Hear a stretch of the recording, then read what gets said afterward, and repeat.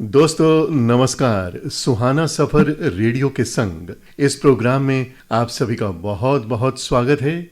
इस प्रोग्राम में हम जब भी आपसे मिलते हैं किसी न किसी ऐसे मेहमान से हमारी बातचीत होती है। उस बातचीत में हम बहुत कुछ जानने की कोशिश करते हैं। उस मेहमान की पर्सनैलिटी को हम उजागर करते हैं इस प्रोग्राम में, और इस सफ़र में हम साथ साथ उनके फेवरेट नंबर्स भी प्ले करते हैं। आज जो हमारे मेहमान हमारे साथ जुड़े हैं वो अपने सफ़र की ठंडी छांव में थोड़ी देर रुककर हमारे इस प्रोग्राम में अपनी बीती बातों को याद करेंगे, आज के वर्तमान को याद करेंगे और क्या क्या उन्होंने जीवन में हासिल किया है। इन तमाम बातों को लेकर आज का सुहाना सफ़र हम हमारे मेहमान के साथ बिताएंगे। तो चलिए मिलते हैं हमारे आज के मेहमान डॉक्टर मंजू श्री शर्मा से, जो हेल्थ इकोनॉमिस्ट हैं, मास्टर्स इन हॉस्पिटल मैनेजमेंट हैं, मेडिकल ऑफिसर रही हैं हरियाणा में, एक्सपर्ट हैं, स्पीकर हैं, कम्युनिकेटर हैं। खुद मंजू जी हमें बताएंगे इस प्रोग्राम में। और सबसे बड़ी बात है कि इन सभी बातों के साथ साथ मंजू जी शेर व शायरी भी करती हैं, लिखती भी हैं। खैर, इन सब बातों के बारे में हम बातें करते रहेंगे। सबसे पहले सुहाना सफर में हम आज के मेहमान का स्वागत तो कर लें। तो डॉक्टर मंजू श्री शर्मा हमारे साथ स्टूडियो में मौजूद हैं, प्रोग्राम सुहाना सफर रेडियो के संग। तो डॉक्टर मंजू श्री शर्मा, प्रोग्राम में आपका बहुत बहुत स्वागत है।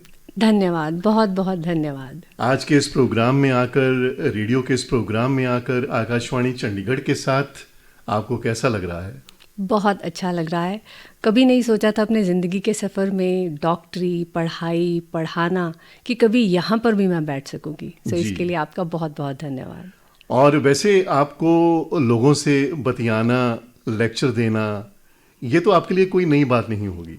जी नहीं, ये तो मेरे लिए बहुत रेडियो के माइक पर जैसा कि आपने कहा कि पहली बार आप जुड़ रही हैं, तो आपको क्या महसूस हो रहा है जब आकाशवाणी चंडीगढ़ ने आपको निमंत्रण दिया यहाँ आने का?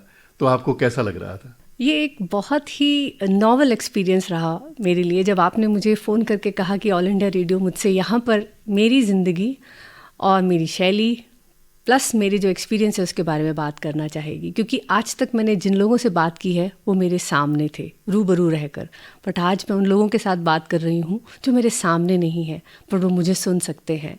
ये एक बहुत ही एक्साइटिंग एडवेंचर रहेगा मेरे लिए। बिल्कुल, आप सही कहा मंजू जी आपने। इस समय मैं आपके सामने हूँ और तमाम सुनने वाले रेडियो के माध्यम से आपको आज वो सुनेंगे। जैसा कि मैंने आपके प्रोफाइल पर नज़र दौड़ाई, इतनी सारी विधाएं, इतना सब कुछ आपने किया हुआ है। मेडिकल साइंस है, डॉक्टर हैं आप, इसके साथ साथ आपने रिसर्च भी की हुई है और फिर आप शेर व शायरी भी करती हैं और घर को भी संभालती होंगी, जाहिर सी बात है। तो इतनी सारी चीज़ें इकट्ठी, ये कब आपको समय मिलता रहा? बड़ा ही दिलचस्प सवाल है, पर मेरा एक बहुत ही सिंपल जवाब है। मैंने अपनी ज़िंदगी के हर मोड़ पे जो कुछ भी मुझे ज़िंदगी ने दिया उसमें से सबसे ज़्यादा मैं क्या निकाल सकती हूँ और उससे मैं खुश रहना जानती हूँ। डॉक्टर बनी क्योंकि पिताजी चाहते थे, इंजीनियर बनना चाहती थी लेकिन उन्होंने कहा डॉक्टर बनो, तो उनकी चाहत को पूरा रूप दिया, बहुत ही सीरियसली पढ़ाई की। फिर डॉक्टरी के बाद शादी हो गई तो पति मूव कर गए हैदराबाद, तो वहाँ जाकर मैनेजमेंट पढ़ ली। जब मैनेजमेंट ख़त्म की तो हस्बैंड फिर वापस आ गए, तो यहाँ आकर फिर मैनेजमेंट पोजीशंस लेनी शुरू कर दी। तब तक बच्चे बड़े हो गए, अब बच्चों को भी समय देना है, परिवार को समय देना है, इन लॉ साथ में है, तो फिर सोचा क्यों ना एजुकेशन में चले जाएं। जब एजुकेशन में आए तो एक बहुत बड़ा बदलाव देखा। मैं एक एक्सपर्ट से एक स्टूडेंट बन गई, और जब आप सोच अच्छी रखें तो आपको रास्ता हमेशा उत्तीर्ण ही मिलता है। तो डॉक्टर मंजू ये बताइए, आपने कहा कि उनकी चाहत थी तो मैंने ऐसा कर लिया, फिर उनकी चाहत हुई तो मैंने ऐसा कर लिया, लेकिन फिर इस बीच में आपकी चाहत क्या थी? आपकी अपनी चाहत भी तो होगी ना? ये सवाल मेरे बच्चों ने भी मुझसे कुछ दिन पहले पूछा कि माँ आप क्या करना चाहती थी पहले अब? तो मेरा आंसर बहुत ही सरल है, मैं हमेशा खुश रहना चाहती थी। और मेरा तरीका है, जब आप दूसरों को खुशी दे पाओ उसमें जो खुशी मिलती है उसका कोई भी सेकंड नहीं है। तो चाहे उसके लिए फिर इकोनॉमिस्ट बनना हो, डॉक्टर बनना हो, मतलब दूसरों की खुशी के लिए आप इतने इतने बड़े काम कर गई। नहीं, देखिए इसमें एक ट्विस्ट है, किया दूसरों की खुशी के लिए लेकिन खुशी अल्टीमेटली मुझे ही मिली। जी, यानी जब हम दूसरों के लिए कुछ करते हैं तो खुद उसमें हमें बहुत खुशी मिलती है। भगवान कहता है आप एक कदम दूसरों के लिए बढ़ाइए, मैं आपको खुद गले लगाऊंगा। वाह, मैं बहुत इस अच्छी बात है, philosophy पे बहुत अच्छी believe सोच है आपकी। Thank you। और जहाँ सोच होती है वहाँ रास्ता होता है, और जहाँ रास्ता होता है वहाँ मंजिल मिल जाती है। खुद ब खुद मिल जाती तो है। क्या आज आपको अपनी मंजिल मिल गई है? मुझे ऐसे लगता है कि हम गलत सोच रखते हैं। मंजिल कुछ भी नहीं है। मंजिल तो हम सबको मालूम है कि हमें एक दिन खाक में मिल जाना है। चलते जाना। जरूरी रास्ता है, और उस रास्ते में हम कितनी खुशियां बांट सके और बटोर सके, वो ज़्यादा ज़रूरी है। जी, यही मेरी जीवन शैली रही है, यही रहेगी। खुशी बांटना सीखिए, अपने आप खुशी आपके पास पहुंच जाएगी। और खुशी के लिए जब आप काम करना शुरू करते हैं, बांटनी शुरू करते हैं, तो मुझे लगता है मंजू जी, उसी दिन से खुशी आपके दरवाजे पर खुशी खुशी से वो बिल्कुल अंदर सही। दाखिल हो जाती है। बिल्कुल सही। जी, जी। बिल्कुल सही। मुझे ये बताइए कि ये सब करने की शुरुआत कहाँ से हुई? क्या जिंदगी के किसी मोड़ पर आपको लगा कि नहीं मुझे ये करना है, और आप कर नहीं पाई? दिलचस्प सवाल, और लेकिन इसका जो उत्तर है वो थोड़ा सिंपल नहीं है। बात यह है कि डॉक्टरी करी तो पिताजी के कहने पे, लेकिन जब डॉक्टरी में घुसे तो वह लगा कि ये ही सबसे नोबल प्रोफेशन है। सबसे ज़्यादा इम्पैक्ट लाइफ का आप तभी बना पाएंगे जब आप एक डॉक्टर बनते हैं। पर डॉक्टरी करते करते शादी हो गई। शादी के बाद ये रियलाइज़ हुआ कि परिवार को देखना सबसे ज़रूरी है। मैनेजमेंट में आई, पीएचडी की, और अब ऐसा लगता है कि जितना ज़्यादा हम as being a doctor, as being an economist, as being a management expert, मैं जितना ज़्यादा शोध करके आसपास इस नॉलेज को भी डिस्ट्रीब्यूट कर सकूं, वही एक सबसे बड़ा मेरे लिए, अब मेरा शौक भी वही हो गया और मेरा पेशा भी वही है।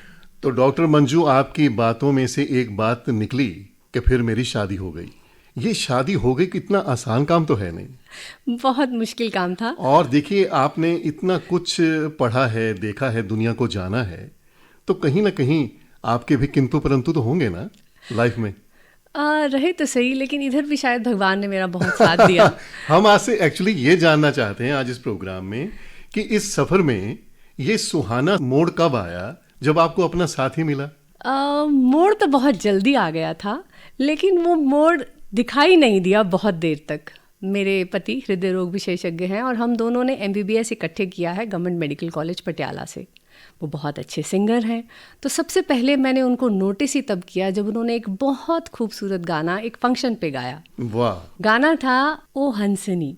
वाह, और पता नहीं क्यों लगा कि उस हंस की हंसनी कहीं मैं तो नहीं। अरे अरे, कमाल है, कमाल है, कमाल। पर इस बात का ना तो उस हंस को पता था और ना इस हंसनी को पता था। फिर हम पढ़ते गए, वो भी पढ़ते गए, और यकीन मानिए हमारे क्लास फेलोज ने मिलकर हमारी शादी करवा दी। अच्छा, मतलब वहाँ जो आपके क्लासमेट्स थे उन्हें ये लगा कि ये आइडल जोड़ी कपल है। और हमारे माँ बाप को भी हम दोनों बहुत पसंद थे, बहुत बार उन्होंने देखा भी था। तो बस इसको ये भी कहा जा सकता है कि एक अरेंज्ड लव मैरिज है, बट कहे तो हमने अपने माँ बाप की मर्जी से ही शादी की, पर इसमें भगवान ने हमारा बहुत साथ दिया। मतलब अपने प्यार में बड़ों का आशीर्वाद लेना आप नहीं भूले? नहीं भूले, इनफैक्ट बड़ों ने ही शादी कराई। जी जी जी। तो अभी आपने जैसा कहा कि आप उनसे मिले, ये बताइए कि क्या ये जो प्यार था ये पहली नजर में था? नहीं, पहली नज़र में तो नहीं कह सकते, जी। क्योंकि मेरे पति बहुत इस मामले में बड़ा सबको हंसाते हैं कि मेडिकल कॉलेज में मैंने एक बात तो जान ली थी कि पढ़ाई के साथ इश्क की कोई जगह नहीं। पर मेरा मानना तो ये है कि इश्क कब स्टार्ट होता है, कब परिपूर्ण रूप लेता है, वो किसी को नहीं पता। ये पहली नजर में नहीं था, लेकिन धीरे धीरे ये जो है परवान चढ़ा। और हमें बहुत खुशी है कि आपके चेहरे पर खुशी देखकर हम ये कह सकते हैं कि वाकई जो आपको जीवन साथी मिला है वो वाकई बहुत प्यारा है जी, इसमें अब कोई शक इतनी नहीं। बातें हमने उनके बारे में की हैं, तो उनका नाम बता दीजिए। मेरे पति, जैसे कि मैंने बताया, हृदय रोग विशेषज्ञ हैं, डॉक्टर अनुराग शर्मा, और he is a thorough gentleman from his heart and from his actions also. बस एक शिकायत मुझे उनसे अक्सर रहती है, वो हमें समय नहीं देते। वो जिस प्रोफेशन में हैं, मुझे लगता है कि वहाँ अपने मरीजों के लिए, लोगों के लिए, समाज के लिए उन्हें इतना समय देना पड़ता है कि उन्हें लगता है कि कोई ना, मंजू को मैं मना ही लूंगा। इस फिर बात मामले कर में उनको लूंगा। महारत है। तो वो आपको मना लेते हैं वैसे?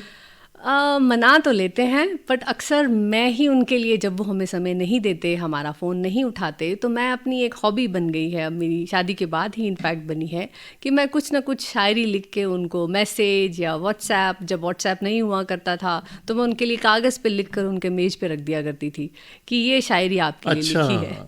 कि जब जनाब फाइल खोलेंगे तो वो तो पढ़ मेरी लेंगे। भी पर्ची लगी होगी। बिल्कुल बिल्कुल बिल्कुल। तो अक्सर ऐसा होता है कि वो आपसे बात जब नहीं कर पाते तो जो आप शायरी से उन्हें समझाती हैं, कहती हैं, या आप जो लिख कर देती हैं नोट, वो उस पर नज़र डालते हैं अगर मैं अगर ज़िंदगी बात नहीं कर पाए फ़ोन पर? ज़िंदगी में पीछे मुड़ के देखूं तो लगता तो यही है कि मेरी हर शायरी का असर बहुत ही प्यारा ही रहा है। जी जी जी जी, बहुत अच्छी बात है। तो किस तरह से आप उन्हें अपना संदेश पहुंचाती हैं, ये हम आ, जानने के इच्छुक रहेंगे।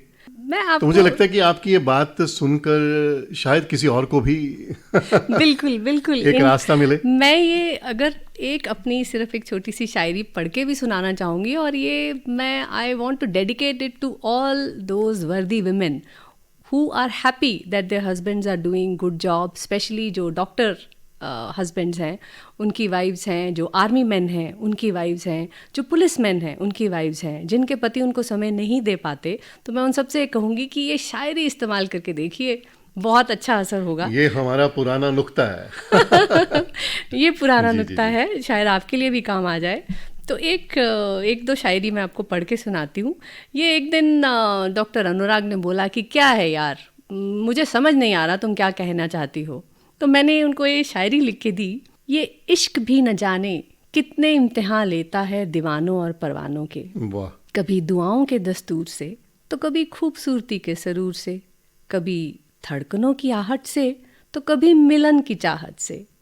पर यकीन मानिए, इश्क तो बस एक शम्मा है, जिसमें जो जल गया वो परवाना, और जो बच गया वो दीवाना।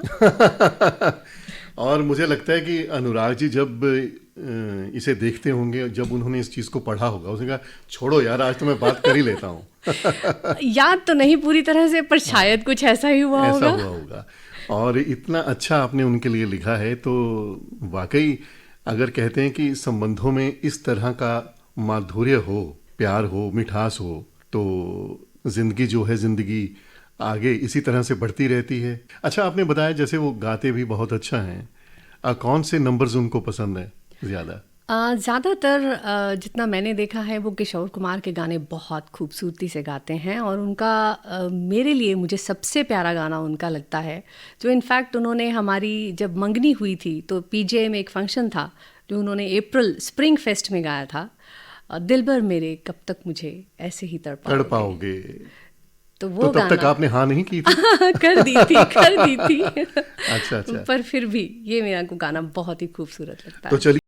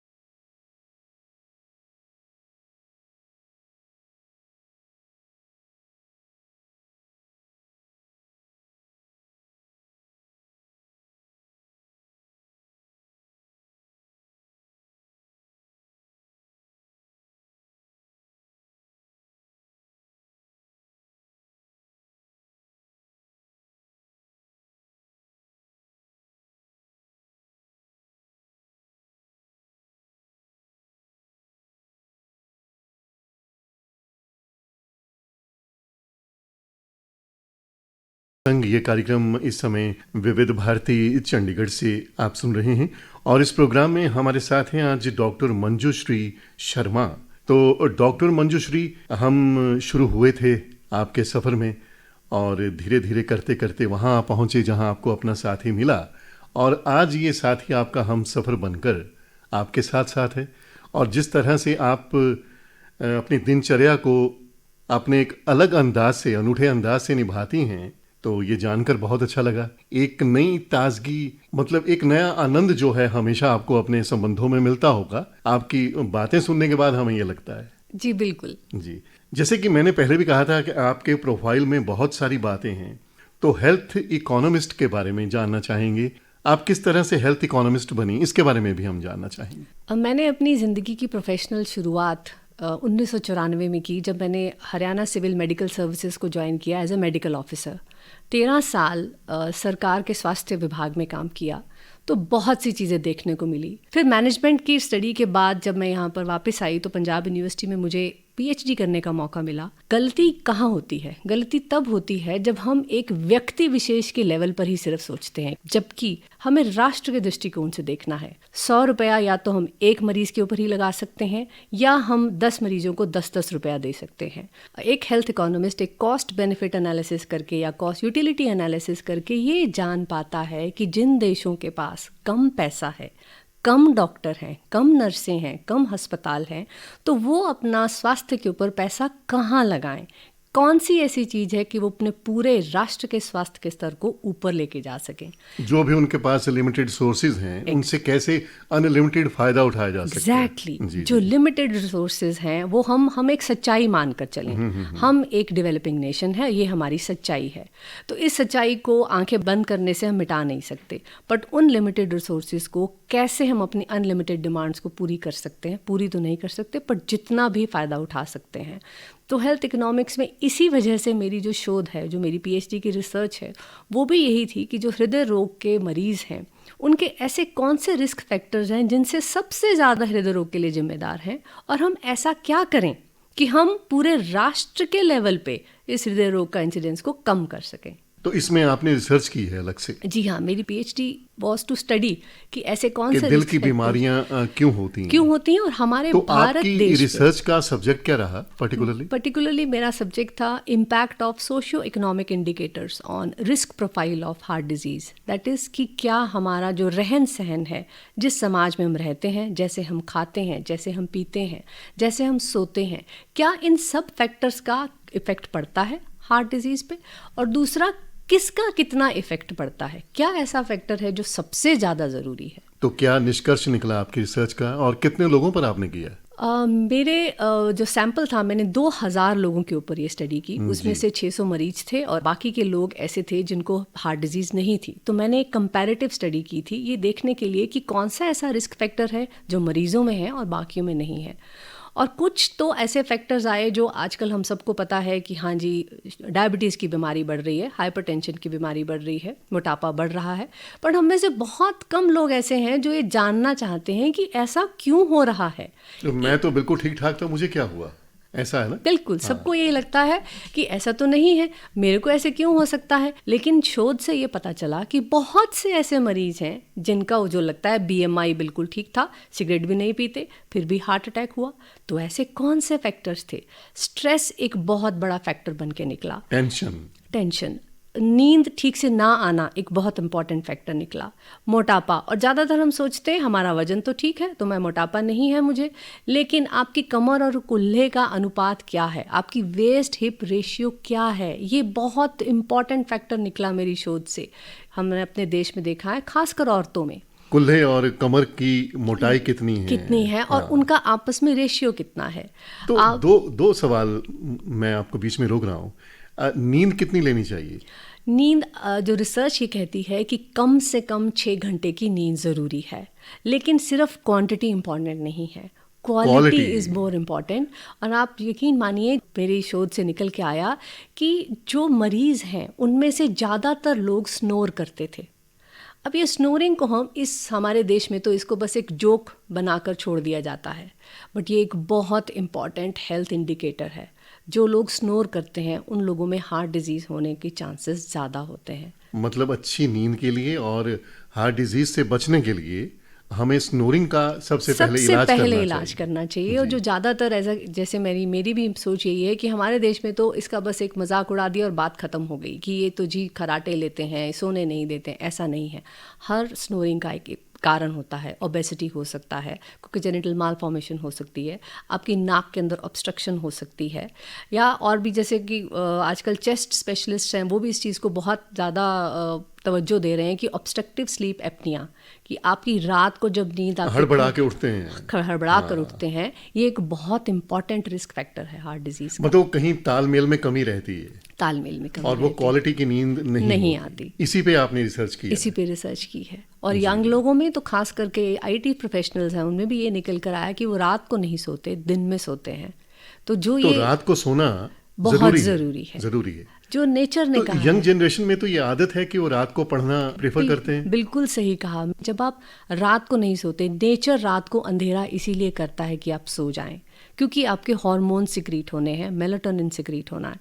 जब हम रात को सोते नहीं हैं तो वो हार्मोन की सिक्रीशन को आप डिस्टर्ब करते हैं, आपके हैप्पीनेस हार्मोन्स कम होते हैं, शरीर में इंसुलिन की रेजिस्टेंस बढ़ती है, मोटापा बढ़ता है, शुगर होने के चांसेस बढ़ जाते हैं, ब्लड प्रेशर होने के चांसेस बढ़ जाते हैं, और अल्टीमेटली हार्ट डिजीज के चांसेस बढ़ जाते हैं। यानी जो नेचर का सर्कल है, आप उसमें जो बाधा डालते हैं उसी कारण ये प्रॉब्लम्स होती हैं। बिल्कुल। और अल्टीमेटली फिर वो दिल अपने दिल पे ले लेता है। सर्कैडियन रिदम हम बोलते हैं। हम अपनी बॉडी की सर्कैडियन रिदम को जब डिस्टर्ब करते हैं तो वो बहुत सी बीमारियों को, it results in a lot of diseases. तो ये जो आपकी रिसर्च है आज क्लिनिक्स में पहुंचती है या हॉस्पिटल्स में यूज की जा रही है? बिल्कुल। या अनुराग शर्मा जी यूज कर रहे हैं कि नहीं? बिल्कुल। वो उन्होंने मेरे को इस रिसर्च में बहुत साथ दिया।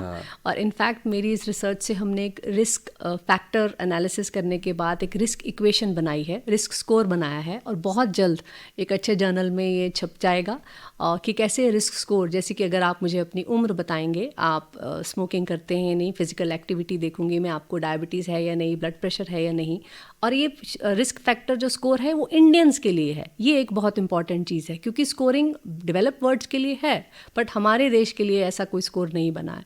तो हम ये स्कोर बना रहे हैं, और हम पेशेंट को उसकी हिस्ट्री लेने के बाद बता सकते हैं कि आप में हार्ट डिजीज़ होने की प्रोबेबिलिटी ज़्यादा है, तो आप ज़्यादा ध्यान रखिए। बहुत अच्छी बात है कि समय रहते किसी को ये पता चल जाए बिल्कुल कि इसे ये होने वाला है, संभावना है, तो उस संभावना को लेकर काम किया जा सकता है, उसे बचाया जा सकता है। बिल्कुल। तो आप समाज के लिए एक असेट हैं, मैं तो ये कहूँगा कि धन्यवाद। आप बट ये मेरा इस तरह से अगर हम समाज के लिए सोचें, मुझे लगता है, क्योंकि हम प्रोफेशनल लाइफ में बहुत कुछ हासिल कर लेते हैं, लेकिन अल्टीमेटली मुझे लगता है कि हमें सेटिस्फैक्शन तब मिलती है जब हम अपने समाज के लिए कुछ करते हैं। बिल्कुल। और आपकी बातों को सुनकर मुझे लगता है कि आप समाज के साथ बहुत जुड़ी हुई हैं, चाहे अपने सब्जेक्ट के जरिए। बिल्कुल। अच्छा, ये बताइए मंजू जी, अनुराग जी ने आपके रिसर्च में इतना आपको हेल्प की, क्या आप दोनों डॉक्टर हैं तो आप भी उनके काम में हेल्प करती हैं?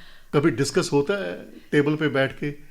काफ़ी होता है। या जो काम है उसे बाहर छोड़ के फिर घर तो घर है? नहीं, हम दोनों ही एक दूसरे को, चाहे वो पर्सनल लाइफ हो चाहे प्रोफेशनल लाइफ हो, ये मैं भगवान की दया ही मानूंगी अपने ऊपर कि हम एक दूसरे को काफ़ी एडवाइस देते हैं। इनफैक्ट हम सुबह जब भी मॉर्निंग वॉक पे जाते हैं तो हम एक दूसरे से ज़रूर शेयर करते हैं कि हमें क्या इश्यूज़ आ रहे हैं अपनी अपनी प्रोफेशनल लाइफ में, और एक दूसरे को बताने की बहुत कोशिश करते हैं कि ये किया जा सकता था। उन्होंने मेरी PhD रिसर्च हो, चाहे मेरी मेडिकल एजुकेशन हो, चाहे मेरा मैनेजमेंट एक्सपीरियंस हो, बहुत हेल्प की है। और जब डॉक्टर साहब MD कर रहे थे, जब वो DM कर रहे थे, जब वो सीनियर रेजिडेंट थे, उन्होंने MD और DM दोनों PGI से की है, और आपको तो पता है PGI में कितना डिफिकल्ट है। बहुत मेहनत है। बिल्कुल बिल्कुल सही कहा आपने। बहुत मज़ा आ रहा है आपसे बातें करते हुए, बहुत कुछ सीखने को मिल रहा है। धन्यवाद। As a professional, as a अपने हम सफ़र के साथ कैसे वक्त बिताना है, किस तरह से मनाना है, शिकायतों को किस तरह से दूर करना है, एक दूसरे को किस तरह से जानना है, समझना है, यही तो है सुहाना सफ़र, चाहे ज़िंदगी का हो या प्रोफेशनल लाइफ का। अच्छा डॉक्टर, मेरे जब आप डॉक्टर अनुराग के बारे में बता रही थी तो मेरे दिमाग में एक सवाल आया कि अक्सर ये कहा जाता है कि जब आप जोड़ी कोई बनाएं तो ये देखें कि सेम फील्ड के लोग नहीं होने चाहिए। हालांकि इस तरह की जोड़ियां बहुत हैं, कामयाब जोड़ियां। मैं आपसे जानना चाहता हूं कि क्या सेम फील्ड का हमसफर ये फायदे वाली बात है या कहीं कहीं आपको लगता है सवाल थोड़ा जितना टेढ़ा सीधा है उतना ही ये टेढ़ा है। पर मेरे ख्याल से दिलों का मिलना सबसे ज़्यादा ज़रूरी है। बहुत खूब, बहुत खूब। पेशा कोई भी हो। हाँ, मेरे एक्सपीरियंस में देखा गया है कि डॉक्टर्स यूजली प्रेफर करते हैं कि उनके साथ उनका जो पार्टनर हो वो डॉक्टर ही हो, क्योंकि जैसे आपने भी देखा होगा, आपने पीजीआई के डॉक्टर से भी बात की है, ये ज़िंदगी बहुत मुश्किल है डॉक्टर्स की। वो समय नहीं दे पाते एक दूसरे को, वो समय परिवार को नहीं दे पाते। हाँ, नहीं तो वो शिकायतें दूर करते रह जाएंगे। बिल्कुल। और वो बच्चों की परवरिश में भी अगर एक डॉक्टर बिजी है तो वो कोई भी हिस्सेदारी नहीं कर पाता है। तो एक अगर डॉक्टर पार्टनर है तो वो बेटर समझ पाता है। बट फिर अल्टीमेटली यही आता है कि अगर दिल ना मिले तो कोई बात ना बनी। तो दिलों का मिलना बहुत ज़रूरी है। तो यहाँ दिल से दिल मिला है और हमारी दुआएं हैं आपके साथ कि इसी तरह से ये दिल जो है जमा रहे, खुश रहे, आबाद रहे।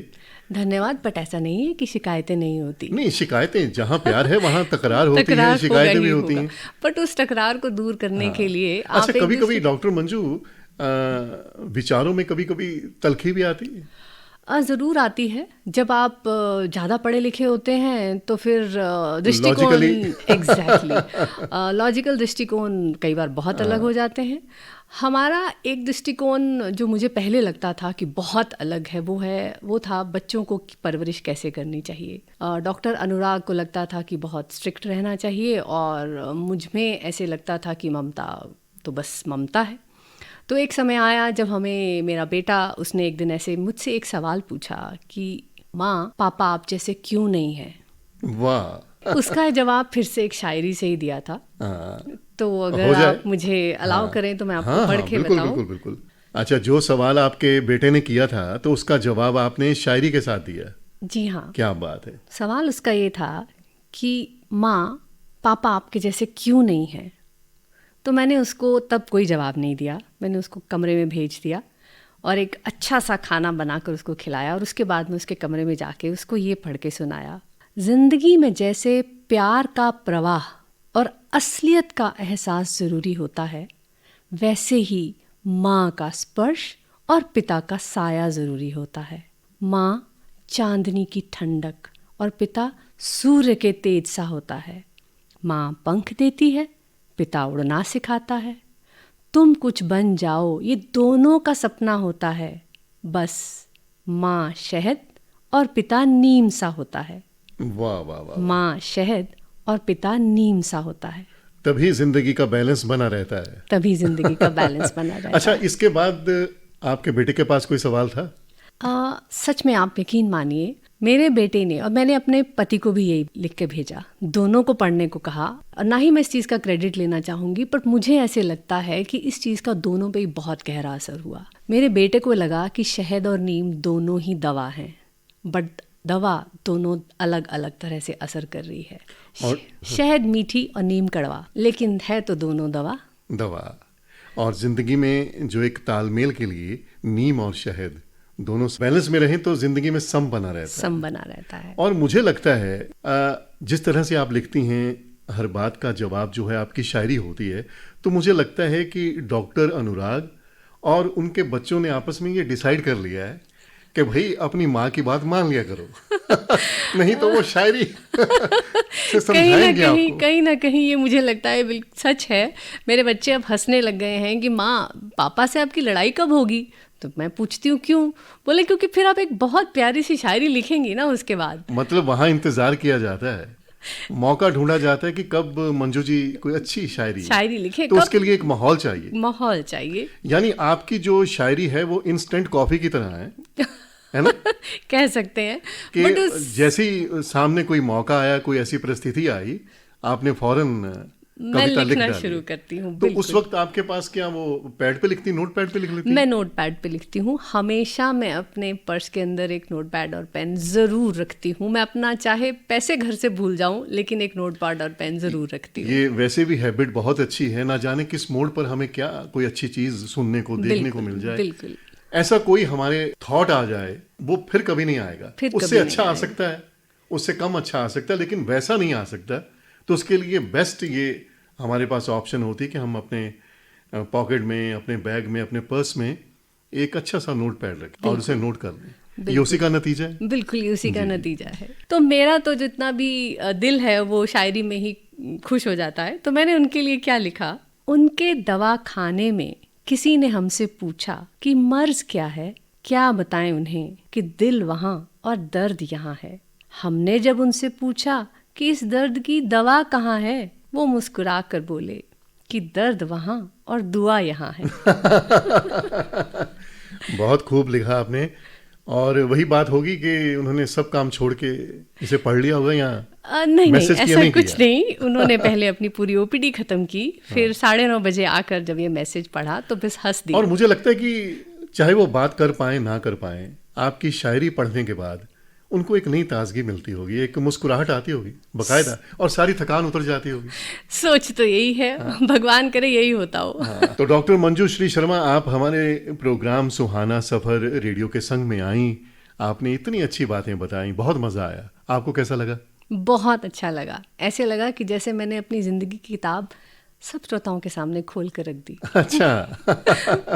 धन्यवाद। और हमारी दुआएं आपके साथ हैं, आपके परिवार के साथ हैं। तो दोस्तों, ये तो था सुहाना सफर रेडियो के संग कार्यक्रम। इस प्रोग्राम में आज हमारे साथ जुड़ी health economist, masters in hospital management और मैनेजमेंट लेवल पर सीनियर पदों पर कार्य करने वाली health expert doctor Manjushree Sharma. अब आज का ये कार्यक्रम समाप्त होता है। अब अपने साथी अनिल पुंज को दीजिए अनुमति। नमस्कार।